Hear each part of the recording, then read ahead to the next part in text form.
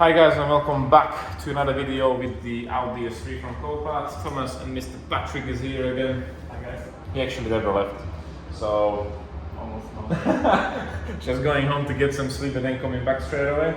It is a very hard week for Mr. Patrik because he have to come to our unit to help me out a bit, but I really appreciate that he's here and actually helping with all these funny things. And today we will be not doing any detailing, but we will be putting on PPF. So what do you think if you have to compare PPF to ceramic coating? I think PPF is better in terms of protection, definitely, especially for bonnet, bumper and Thicker. the front. But ceramic is more budget friendly, so Definitely. yeah, depends what you can offer. I mean, It's very individual. Yeah. Ceramic is really good from the point of view that it's water resistance. Yeah, so it's protecting. But obviously, if you have a flying object like a rock, can of Pepsi, and it's going to hit the bonnet or bumper, PPF is better. But like Patrik said, compare like if you have to do like a stage 1 polish and a ceramic coat this car, how much will it be? roughly 300. Yeah, so we're talking about 300 pounds. That's material and labor. And the cheapest what I found for PPF in the UK, just front end, and they were offering like half bonnet and half this, like halfway job. It was like 1,500 pounds including VAT, so that's a massive difference. And they will only put the PPF on, that's probably without any preparation, polishing and stuff. So from that point of view, ceramic and polishing is definitely much cheaper option, and it's doing the job as well. However, we want to use the car on a racetrack, so there will be loads of flying objects. And we painted the bonnet, what you see in the last video, so I would really like to get it protected as much as we can. So that's why we have a PPF from China. That's the same PPF what we use on my all-road. It's absolutely pain to work with because we were working in October, I think. So the weather conditions were not ideal, it was quite cold, and that PPF, because it's really thick, it just didn't want to copy the surface of the bonnet, so we done it like 4 or 5 times, I believe. So it was struggle. We tried on different parts of the car as well, just put it on and off. It was pain. But we are professionals already. We know how to do it. Maybe.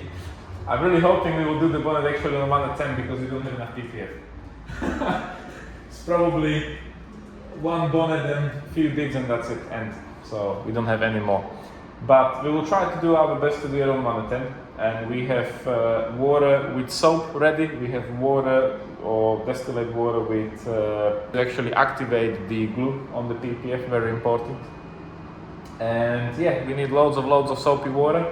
And because we are poor people, we're not doing it daily, we can't actually pre-cut the side of the bonnet. So we're just gonna do it like put it on there and then cut it on the bonnet. That will be interesting, but let's get to it. So that's the biggest part of the PPF what's left. If you see the lines, unfortunately I won't be able to get rid of them. But yeah, we will try to put it on. So the whole bonnet was actually degreased and cleaned up. Now we're applying soapy water onto the bonnet and also on the PPF surface. So we're gonna slap it on. Okay guys, so we did put it on. We put loads of soapy water onto the bonnet and onto the PPF as well. There's loads of protection foil, as you can see. We have the squidge ready.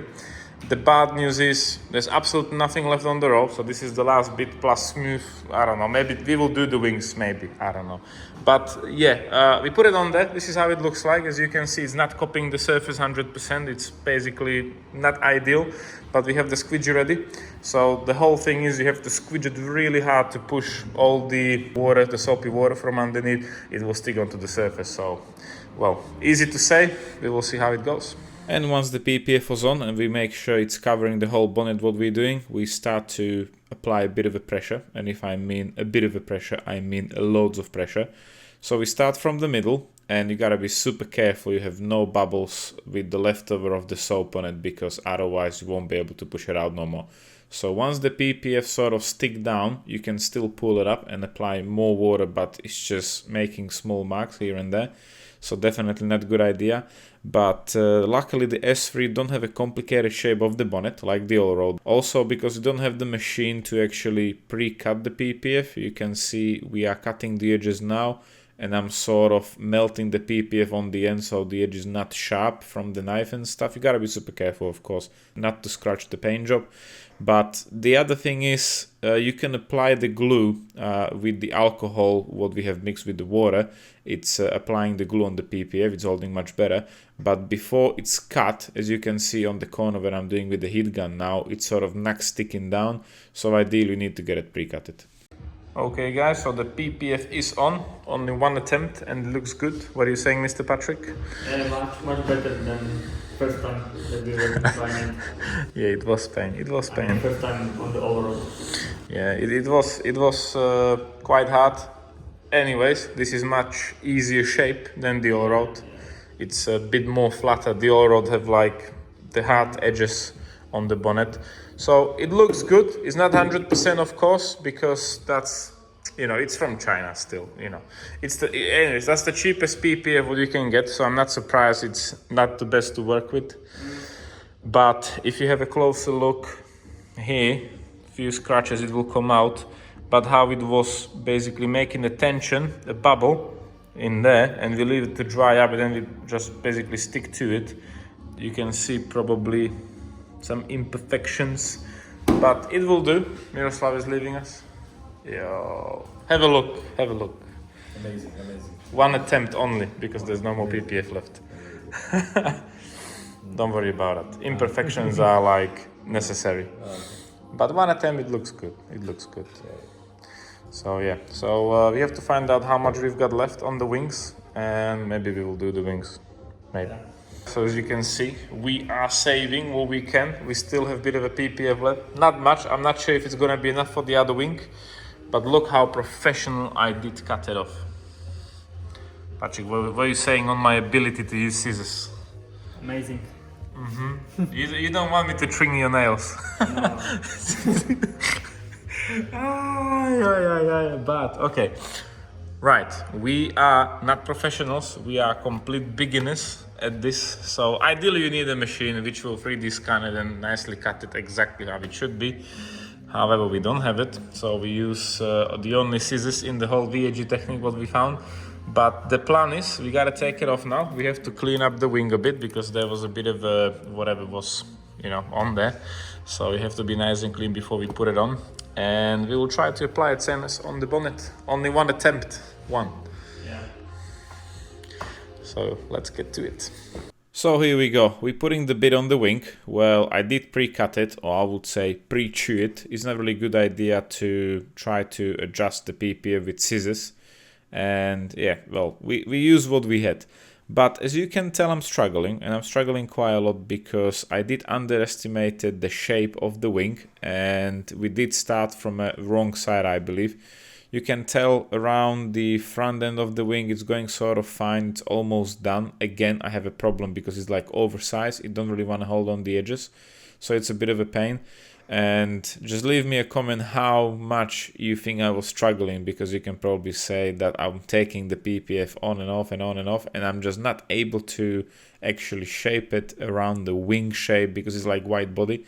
It's a bit of a problem, and unfortunately I am scared to pull it. So that's why we have the lamps over there, because it's not ideal condition still, it's a bit cold. And we try to like heat up the PPF to get rid of the shape a bit, and the only way how we actually put it on there was like we just both of us catch it onto the end of the edges and we just stretch it around it and push it down somehow. Right now I'm cutting the edges, whatever is left over, and you always have to make sure you will cut it like to the edge, not over the edge.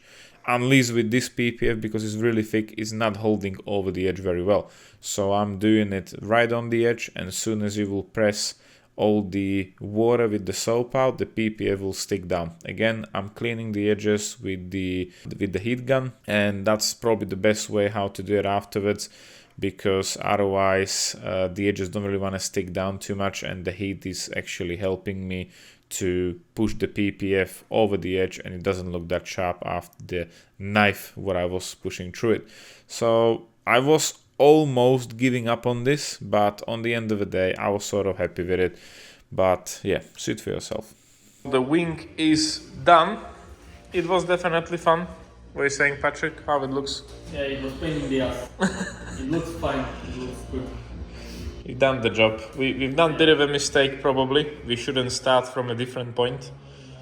because we stick it on mine surface to the headlight, and then somehow we get to the back of the wing from this point to the bottom. Yo, dog, chill. And basically have a bit of a problem because it's a wide body. You can see the point from here to the arch, it's quite like deep or curvy, so it was pain. As you've seen on the time lapse, we were peeling it off and putting it back on and heating and everything, but it's there. We still have enough PPF left for the other side, which is good. So that's end of the roll, and we will still have a bit of a leftover to sort out the small things. So that will be next. So let's cut it as professionals and put it on. So let's do the second wing, and as you can tell, we're applying loads of soapy water. So my advice from the experience, what we have so far is, if you're mixing the soap with water, don't be afraid to put loads of soap in there. Reason why you need loads of soap, because how it's gonna stick onto the surface, and the water is actually like dry, non-soapy, you will have a problem to squeeze out whatever water you will have underneath the PPF. So if you have loads of soap in there, it will not stick onto the glue and it will sort of find a way out through the edges. So yeah, definitely loads of soap. And again, you can probably tell this side is going much better because we have the experience from the other side of the wing. And we did start it more from the indicator side on the wing, where is the more bendy part or the wide body on the wing. So again, both of us literally heat up the PPF with the heat gun. We had like 300 degrees Celsius, and we just stretched the PPF around the problematic part. Soon as it was holding on the mine surface, I start cutting all the edges off with a very sharp knife. Again, you gotta be super careful not to scratch the paint job. And once it was adjusted to the size onto the edges, we used the heat gun to actually clean them up and make sure they're like melted onto the fender and is not sticking out, and there are absolutely no bubbles. So you can see it's a very slow process. Unfortunately, the PPF was really cheap and it's the thickest one, and we also had like probably 10 degrees in the unit right now, so it's not really ideal conditions for the PPF. And yeah, I still have the leftovers left, which I'm gonna use for the lower part of the door and also for the white body on the rear quarter panel to cover it as much as from the stone chips. And I think we can move on to the next step. The next day. And of course we still have to get rid of the dents, so I call the dentman. So we have two professional dentmen in the house. You can see they're using this plate with those white and black stripes. It will show them directly where the dent is, how deep it is. And I did ask them a few questions, how they actually work, how they know how to hit it, where to hit it. Because I was watching them for a while, and I must say they apply like loads of force to actually pull the dent out, and also then like hammer it around it so they release the pressure. But yeah, you really have to have the skill. They've done a brilliant job. They were a bit surprised when they walk into the unit and they see an old Audi A3 because it's like debadged. Then I told them it's a S3, so they were like, oh, okay. They did have a look around the car. They told me there's few more dents what they found, so damn a brilliant price, and they remove all the dents. Once they've all done, I'm installing my freshly refurbished wheels with new tires. And then finally I will put it back onto the ground. We can take the car outside and we will have a look how the car finally looks like when it's all finished.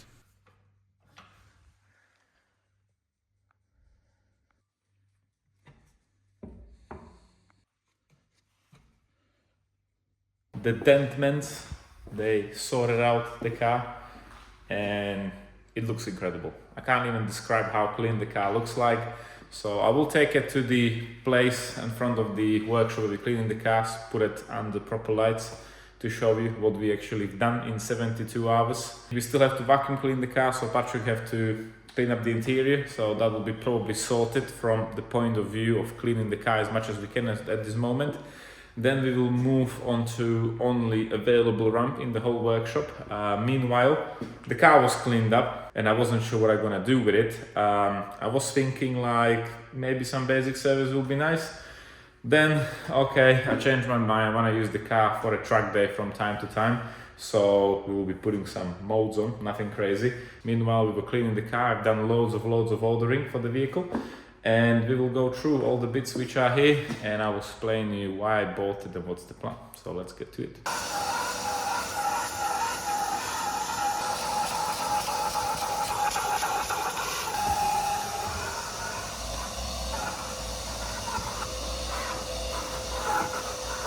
So the car is where it started as a normal old S3 from an auction. So I'm gonna do you some very nice footage how the car looks absolutely mint.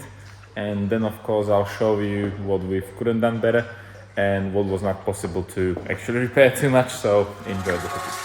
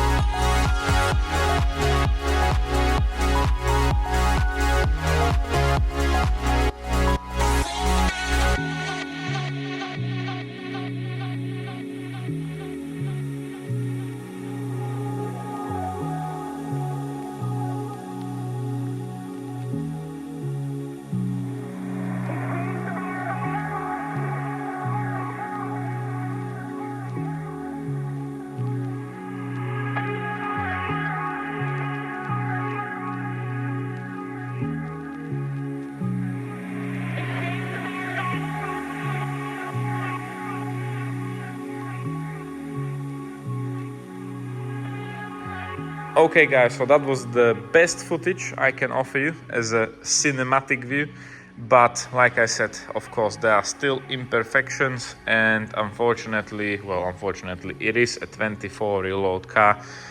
The only thing was actually painted. I was even like, you know, painted how it was painted was the bonnet because of the stone chip. And obviously from a normal point of view, like, I don't know, 2 meters away when you're walking around, it have that feeling that the car is really fresh. However, as soon as you're gonna go closer and closer and closer and closer, stone chips. Like I said, I'm not too bad at it. I wanna left it like a bit of a used look of the vehicle, because if you really want to have it mint, the only option will be full respray, and I don't want to do a full respray because, like I said, it's genuine paint color still, so I want to keep it as long as possible in this condition.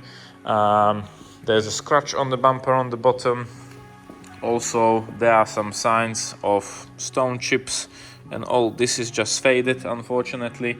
Also on the back side skirt, same situation, few stone chips on the doors, especially on the lower sections.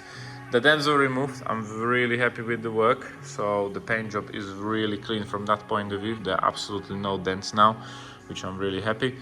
And of course I'm still waiting for the windscreen mounted to come and remove the windscreen, because we have to replace this rubber trim, because I don't want to have any water getting into the car, so that definitely need to be sorted before the car will go out. Of course, rust still. I didn't remove it because obviously that will require a bit of a more than just cleaning and polishing. So if you want to do it properly, the window gotta come out, because I don't want to have any lacquer lines around here, so, you know, strip it fully down. But like I said, it won't be perfect, but it's doing the job. When people gonna see it from this distance, it will look fresh. So if you're gonna continue around the car, still scratch on the bumper, dent on the bumper, and tailgate, small scratch over there. Same on the other side, rusty.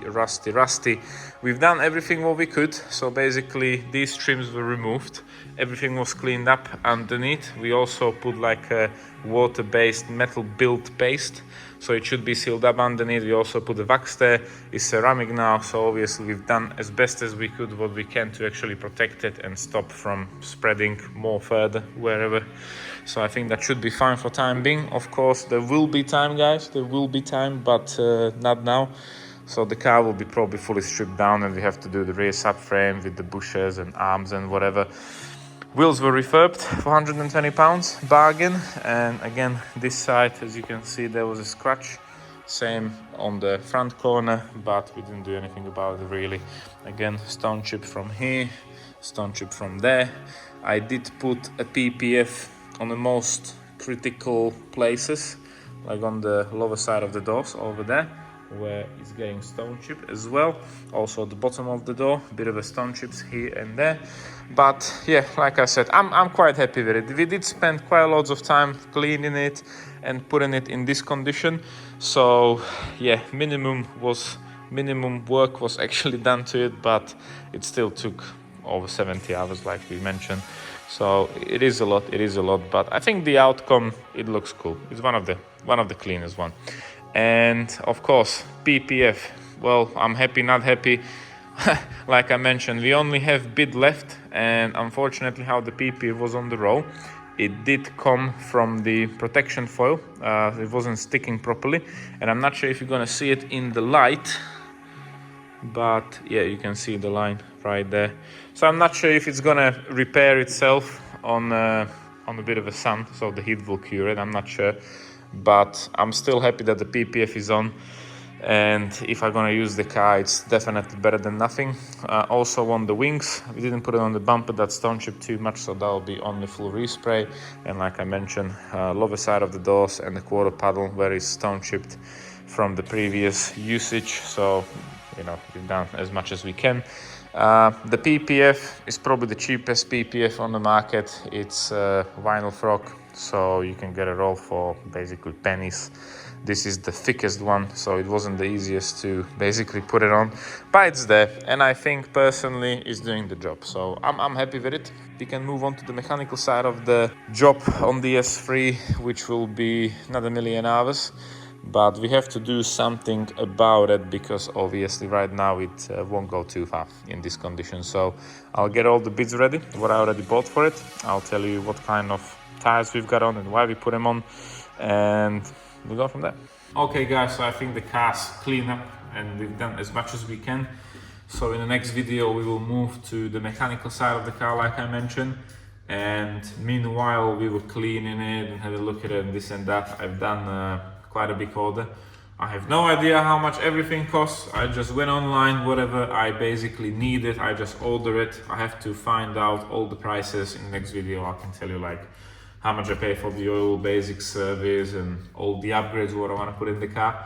So I do want to keep the vehicle as much as stock as possible. That's why I'm keeping the stock wheels, which are only 17-inch, but I pretty much did like how the car handled and how it behaved on the road. So I don't want to go for a bigger wheels, wider tires, because obviously the rubber costs money. And like I said, I do want to go on the track day on the weekends from time to time, use the car on this purpose as well.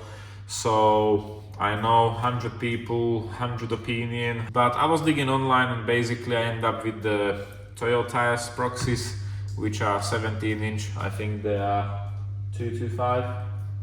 Yeah, they're 225, 45, 17. I was thinking to go for like semi-slicks or something like that, but everybody was like, there will be a bit of a rain here and there, which in the UK from time to time we do have a bit of a rain. You might end up somewhere on the roundabout going straight, and I don't want to crash the car because obviously I do want to use it on normal roads as well, so unnecessarily I don't have to go for the semi-slicks. So that's from the tire side and wheel side, but we will move on to the basic service. So as usual, we will start with the Ep3 109 BG, which is an oil flush. So that will go into a warm or hot oil. It will be drained afterwards. You have to put new oil filter. Of course, with new oil, we will put more, which is oil additive. So that will go in with the new oil. Because I want to go on the racetrack, like I mentioned, I did choose Mobile One, which is, I think, probably a good brand, 10W60. Because of the oil temperature will be probably much higher than normal. We have to go for a different grade. And again, I was Googling, asking people who have experience with track days, and everybody was like 10W60 will be the best option. And of course, we will need a new oil filter. So I managed to get a genuine oil filter. And when it comes to other things on the engine, I did notice on the engine that the PCV is a bit of oily and it's probably not holding properly, so we'll put a new PCV. I did manage to get exhaust gaskets for a reason. You did hurt the prop shaft bearing is making some funny whistling noises, so obviously we need to replace the prop shaft bearing, which is also here. To do that, the exhaust gotta come off to get to it, so I'll have to cut the bolts and put the new gaskets on there. We have a prop shaft bearing right here. Again, not genuine because I couldn't get genuine, but I'm really hoping it will do the job and I will be able to replace it with no big issues. From a normal service, we have spark plugs. I went for genuine, which are NGK. Also, I did notice a bit of oil leak around the rocker cover, so I think rocker cover gasket is like probably a good option to replace while you're gonna be there. So that will be replaced. Meanwhile, we're gonna clean up the cover and the engine as much as we can. And most important thing, we have a timing belt kit. I couldn't get it from TPS. I can only get it like individual parts, but I think this wasn't available, which is the hydraulic tensioner for the pulley.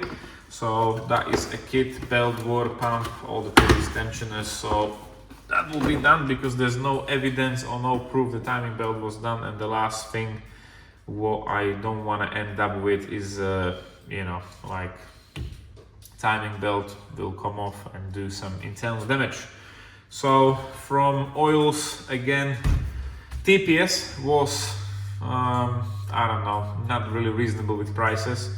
I paid for this oil, which is 7590 GL5 Fabi oil. This number is specified to the original part number what TPS gave me. So this is for rear differential. 1 liter should be enough, and then we have 3 liters, which is GL4 7590, I believe, again for a gearbox and Haldex. We have ESP light on, and in default codes for the ABS or four-wheel drive system there's no communication with the module, so obviously I did manage to get a second-hand Haldex, and we will have to replace the oil in the Haldex. So we have fresh oil for the Haldex system. We also have something to fill it up with. We also have loads of gaskets for the Haldex. We also have a new filter for the Haldex, loads of filling plugs and loads of washers from TPS. So all that is already here. So I'm really hoping I'll be a straightforward job. Next up, we have this flange for the coolant system because we have a coolant leak from the side of the cylinder head. So that gotta be replaced. Also, while the coolant will be out, I did order a new coolant bottle reservoir, so it will look a bit of a more fresh when you're gonna open the bonnet. The engine bay will be cleaned up, and I think it will look great. I did also find the fault code with the N75 valve, so in case I did get the N75 valve, if it needs replacing, I have to test that and see what's going on with it. So this is pretty much like a basic repair and service for the S3 after nobody knows how many years, because there's no service history. So we will do as best as we can and as much as we can at this particular time to take the car on the road, and I'm really hoping everything will be sorted and there will be no further issues afterwards. When it comes to upgrades, the part of the upgrades is genuine stuff still. I did order the under tray for the engine and the side cover for the drive belt and alternator, because that's missing. It is part of an upgrade. Well, I will need it for part of my plans because, like I said, I want to go on the track days and we don't have any upgraded brakes. Reason why I didn't went for upgraded brakes yet is that somebody put new disc and pads and I definitely want to use them, but at the same time I don't really want to get killed, I don't want to damage them necessarily, and obviously I would really like to cool them down somehow. So the plan is how this is holding together, which I believe it's holding together like this. Yes. So I want to do like a vent entrance from underneath of the car, and I would like to weld like a plastic tube to the side of it, and there will be an air duct, and the air should actually go onto the brake disc to help them cool down things. I have another box right over here. I did bought these. I don't know why I bought them. They're actually huge, so I'm not sure if I'm gonna use them because they're really big. I just can't fit them anywhere. where I did plan to fit them. So probably just gonna keep him for whenever. I don't know what we're gonna use it for, but I didn't want to use it for the brake cooling system, but they're just too big. So to not cook the engine, I did order an oil cooler with the housing, hoses. It doesn't have a thermostat, so I think, well, the car will, you know, go in a temperature for a longer period of time than normal. But I did spoke with few people which used to go to the racetrack even with these S3s fully stock, and they told me that the oil temperature was quite on edge, 135, 140 degrees, which is quite a lot. And everybody is saying you gotta have a front mounted oil cooler. So we will definitely install it. This is the housing, hoses and everything what we need for it. Obviously we have oil pressure sensor, we have oil temperature sensor. I do also want to install this in a central vent, so we will have a boost pressure from the turbo, oil temperature and oil pressure. So that will be loads of fun. We have to do all the wiring and all the other things. And these are the air ducts for the brakes. Well, they are like 3D printed for a few quid. So I do want to actually mount them onto the hub directly, closest to the disc.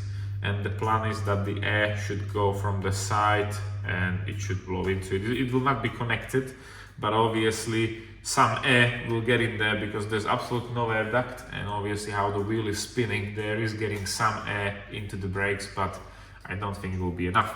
So we will do as much as we can to actually cool them down. Of course, the hydraulic fluid in the brakes will be replaced. There's probably .3, .4, I don't know. So all that will be taken out and we will put .5.1. It should be Ferrodo. I think that was the best brake fluid I could get for the purpose. It's rated for quite high temperature. And I think that's it really. So all what you've seen over here will be in the next video. We gotta put it onto the car somehow make it run and work. I'm really hoping after all this, the car will be running with no issues. And obviously one more thing, what I did forgot is this Haldex Gen 1, you can get a plug, so it will become like a permanent 50-50 four-wheel drive, or the Haldex should have like a better response. I did find the plug somewhere in Europe, I believe, so I did order it, we'll try it.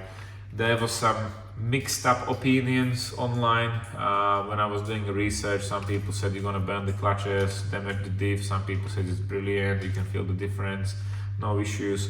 So I will test it, I don't know, obviously the rear diff is not expensive, if it's gonna blow, it's gonna blow. But I do want to try it and at least give you an opinion on it. So I think that's it for now guys. I'm really hoping you enjoyed the video. We will see you in the next video. Thank you for watching and take care for now. See ya.